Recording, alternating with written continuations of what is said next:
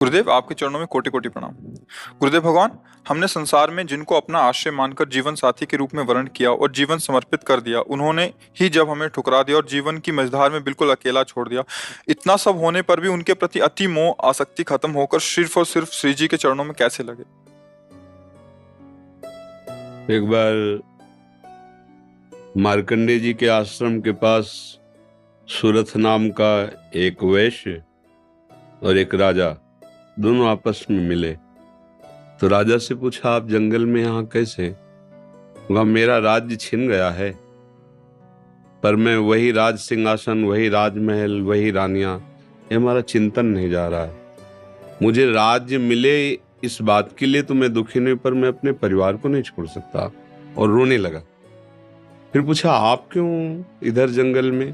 तो उनका, मेरे बेटे ने मुझे पीट के निकाल दिया, सारी संपत्ति छीन ली, पर मेरा मन उसी के लिए तड़प रहा है।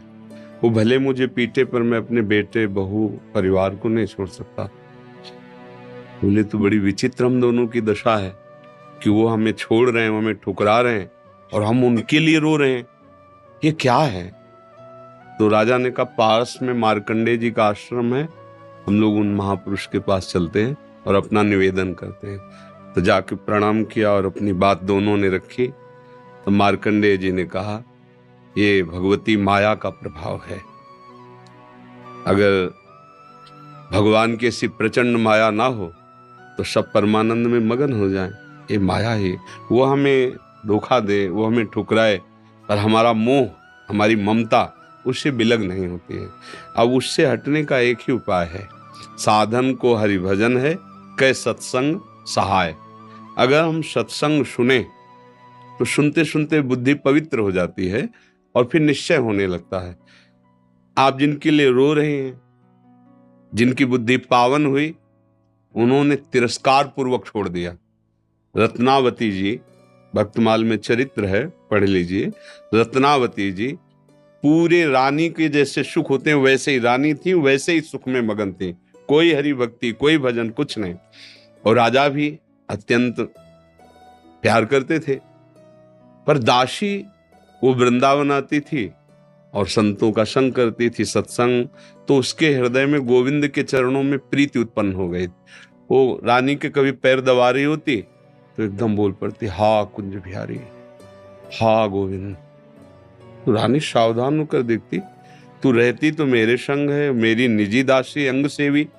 ये कौन है कुंज बिहारी? कौन है गोविंद? किससे तू प्यार करती है? आज तक मुझे नहीं बताया। हमारे यहाँ की दासियां तो आजीवन समर्पित अंग सेवी होती हैं, ये क्या? तो मुस्कुरा दी, बोली, महारानी आप अन्यथा मत समझना, ये कोई व्यक्ति नहीं हम जिससे प्यार करते हैं। नहीं नहीं, तू पूरी बात बता दो, मत सुनो, मत सुनो, नहीं किसी काम के नहीं रह जाओगे। और रो पड़े।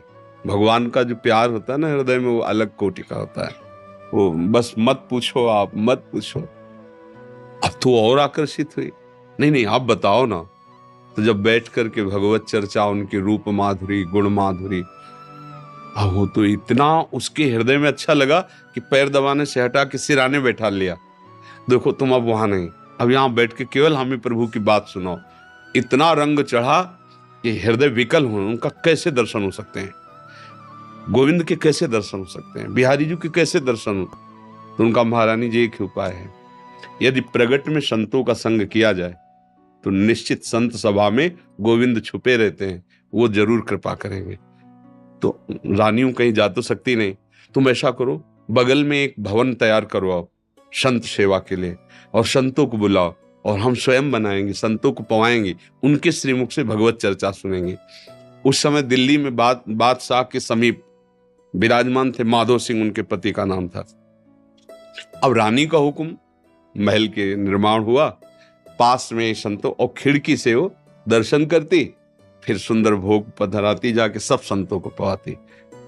ये जब सूचना पहुंची राजा के बाद, बिना हमारे आदेश के संत निवास बन जाना, संतों के बीच में, रानी को ऐसे कोई सहज थोड़ी देख सकता, जाना सब। तो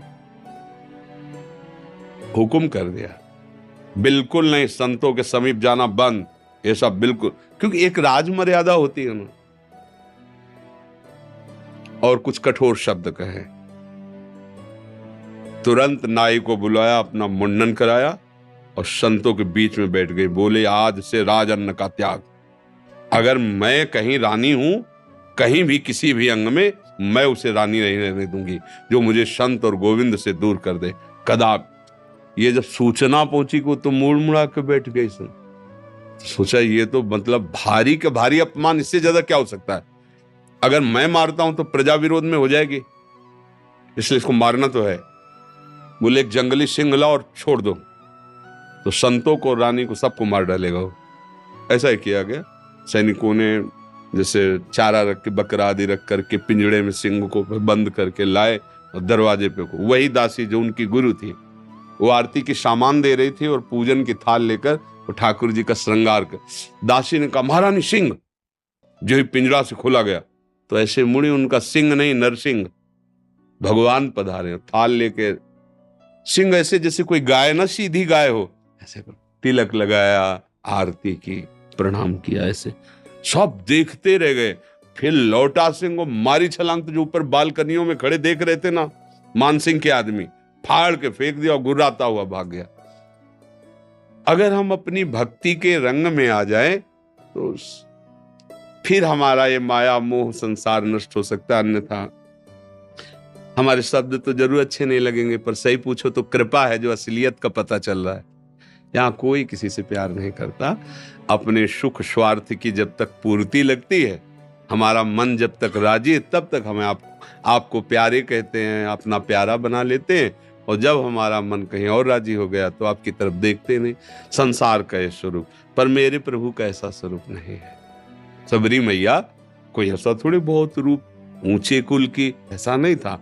सबर जंगली जातियों में आती है उनमें, लेकिन भगवान की भक्ति से बड़े बड़े ब्रह्म ऋषियों के आश्रम में भगवान नहीं गए, सबरी माता के।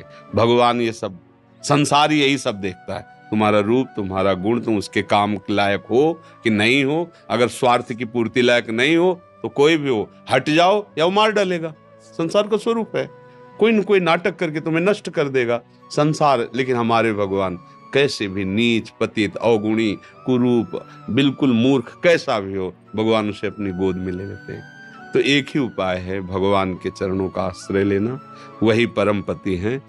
देखो मीरा जी ठसक से कहती, मेरे तो गिरधर गोपाल दूसरा न कोई। और ये कभी धोखेबाज नहीं है, कभी धोखा नहीं। हम सही कहते हैं। अगर हमें जैसे बचपन से लगे रहे ना, हमें बात समझ में नहीं आती ना, तो हम ये जरूर माइक से कहते हैं कि भाई देखो, भक्ति करना ठीक है, पुण्य है, मंगल है, लेकिन हम अपनी छाती की बात कहते हैं। अभी तक कमी हमारी और कृपा उनकी डुबो रही है। बस अगर कहीं कमी है तो हमारी कमी है, उनकी तरफ से कृपा ही कृपा, दुलार ही दुलार है। ये सच्ची मान लो। अगर कोई प्यार करने वाला है तो प्रभु है। आप कहोगे दिखाई नहीं देते हैं, आपने अपने को देखा है क्या? अगर प्रभु से देखने पर ही प्यार करते हो तो आप अपने से प्यार करते हो ना। देखो ना, आप अपने से प्यार, आपने अपने को देखा है क्या? आप तो शरीर को देख रहे हैं, बिना देखे भी आप अपने को बहुत प्यार करते हैं। आप अपने आप को बहुत प्यार करते हैं। अगर ये पता चल जाए कि हाँ कैंसर हो रहा है और आपको क्षति पहुंच जाएगी तो आप यहां से कटवा देंगे। अपने आप से ज्यादा प्यार आप किसी को नहीं करते, टांग कटवा देंगे आप। अगर ऐसा लग जाए कि अपने को बहुत अशांति, जीना मुश्किल है, आप क्या करेंगे, कैसे मुंह दिखाएंगे, तो आप जहर खा लेंगे, फांसी पे चढ़ जाएंगे।